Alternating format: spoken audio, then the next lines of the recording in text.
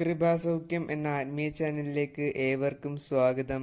തിരുഹൃദയ വണക്കമാസം 14 ദിവസം. ഈശോയുടെ ദിവ്യഹൃദയം പരിശുദ്ധയുടെ മാതൃകയാക്കുന്നു. പുഷ്പങ്ങളാൽ അലങ്കൃതമായ ഒരു ഉദ്യാനത്തിൽ ഒരാൾ പ്രവേശിക്കുമ്പോൾ അയാളുടെ ദൃഷ്ടിയെ ആദ്യമായി ആകർഷിക്കുന്നത് അതിലുള്ള ഏറ്റവും വിശേഷപ്പെട്ടതും സൗരഭ്യമുള്ളതുമായ പുഷ്പങ്ങൾ ആയിരിക്കുമല്ലോ. വിശുദ്ധി എന്ന പുണ്യം ശോഭയുള്ള പുഷ്പങ്ങൾക്ക് സമാനമാണ്. വിശിഷ്ടസുന്ദരമായ ഈ സ്വർഗീയ പുണ്യത്താൽ ശോഭിച്ചിരിക്കുന്ന ഒരാത്മാവിനെ എല്ലാവരും സൂക്ഷിക്കുകയും ഇതിന്റെ സമീപത്തേക്ക് എല്ലാവരും ആകർഷിക്കപ്പെടുകയും ചെയ്യുക സാധാരണമാണ്. ഈശോദയം മരിക്കാൽ എല്ലാ പുണ്യങ്ങളും സൽഗുണങ്ങളിൽ സമ്പൂർണമായി തീർന്ന അങ്ങിൽ വിളങ്ങിയിരിക്കുന്നു. എന്നിൽ വിശുദ്ധി എന്ന പുണ്യം അവിടുന്ന് അത്ഭുതകരമായ വിധം അഭ്യസിക്കുകയും എന്റെ സമീപത്തേക്ക് ശുദ്ധതയുള്ള ആത്മാക്കളെ ആകർഷിക്കുകയും ചെയ്യുന്നു. വിശുദ്ധയുടെ നിറകുടമായ ഒരു കന്യകയാണ് മനുഷ്യാവതാര സമയത്ത് അവിടുന്ന് മാതാവായി സ്വീകരിച്ചത്. വളർത്തു പിതാവായി തീർന്ന വിശുദ്ധ ഔസേപ്പ് ശുദ്ധതയിലും നീതിയിലും അദ്വൈതനായിരുന്നു. അദ്ദേഹമാണ് ഈശോയുടെ ചെറുപ്പകാലത്ത് അവിടുത്തെ ഭരിച്ചു നിയന്ത്രിച്ചിരുന്നത്.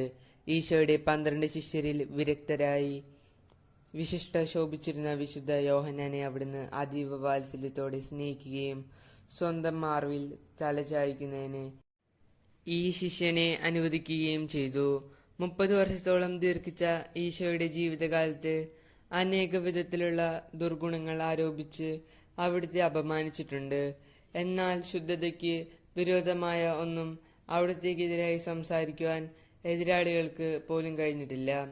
ശുദ്ധത എന്ന പുണ്യത്തിൽ സ്ഥിരമായി നിന്ന് യുദ്ധം ചെയ്യുന്ന ആത്മാക്കൾ മാലാഖമാർക്ക് തുല്യമാണെന്ന് ദൈവശാസ്ത്ര പണ്ഡിതന്മാർ അഭിപ്രായപ്പെടുന്നത് വിശുദ്ധിയിൽ വിശിഷ്ടമായി ശോഭിച്ച ആത്മാക്കൾക്ക് മാത്രമേ ദിവ്യ ചെമ്മരിയാട്ടിൻകുട്ടി ഈശോയുടെ പിന്നാലെ പോകുന്നതിന് സ്വർഗ സംഗീതം ആലപിക്കുന്നതിനും സാധിക്കുകയുള്ളൂ. ആകയാൽ ഈശോയുടെ ദിവ്യഹൃദയ ഭക്തരായ നമുക്കും അഴിഞ്ഞു പോകുന്ന സുഖസന്തോഷങ്ങളിൽ നിന്നെല്ലാം അകന്നു മാറി ശുദ്ധമായ ജീവിതം കഴിക്കാൻ യത്നിക്കാം. അശുദ്ധി എന്ന പാപത്തെ ഭയന്ന് അകന്ന് നടക്കുവാൻ ബുദ്ധിമാനും ഭാഗ്യവാനുമാണ്. അഹംഭാവിക്കും സ്വശക്തിയാൽ എല്ലാം നേടിക്കൊള്ളാം എന്ന് വിചാരിക്കുന്നവരും തീർച്ചയായും ഇതിൽ തന്നെ വീണ് നശിക്കുകയും ശരീരത്തോടുള്ള ഈ നിരന്തര യുദ്ധത്തിൽ ഓരോരുത്തരും പ്രത്യേക വസ്ത്രങ്ങളും ആയുധങ്ങളും ധരിച്ചിരിക്കേണ്ടത് ആവശ്യമാണ്. സ്വശക്തിയിലും ജ്ഞാനത്തിലും ആശ്രയിക്കാതെ ഈശോയുടെ ശക്തമായ സഹായത്താൽ ശരണപ്പെട്ടുകൊണ്ട് ഈശോയുടെ ദിവ്യഹൃദയത്തിൽ സ്വയം സമർപ്പിക്കുക. ഈ പുണ്യം നഷ്ടമാകാതിരിക്കുവാൻ അതിന് വിരോധമായ എല്ലാ പാപ സാഹചര്യങ്ങളിൽ നിന്നും അകന്നു മാറണം. വിശുദ്ധ കന്യകയോടും വിരക്തരുടെ കാവൽക്കാരനായ വിശുദ്ധ ഔസേപ്പിനോടും ദിവസം തോറും പ്രാർത്ഥിക്കണം. ഈ മുൻകരുതലുകൾ എടുക്കുന്നവർ പാപത്തിൽ വീഴുകയില്ലെന്ന് സാമാന്യമായി വിചാരിക്കാം. ജപം. ഏറ്റവും പരിശുദ്ധമായ ഈശോയുടെ ദിവ്യഹൃദയമേ, അങ്ങേ ശുദ്ധതയുടെ വെണ്മയാൽ മാലാഖമാർ പോലും അത്ഭുതപ്പെട്ട് അങ്ങേ ആരാധിക്കുന്നു.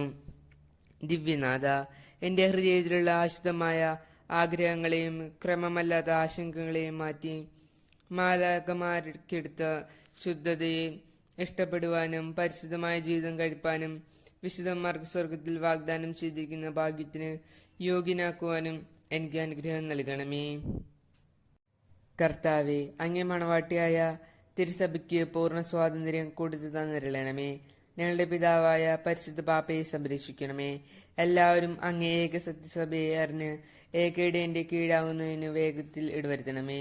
നിത്യ പാപികളുടെ മേൽ കൃപയായിരിക്കണമേ. ശുദ്ധീകരണ സത്യത്തിന്റെ ആത്മാക്കളെ ആശ്വസിപ്പിക്കണമേ. അയോഗ്യദാസനായ എൻ്റെ മേലും കൃപയായിരിക്കണമേ.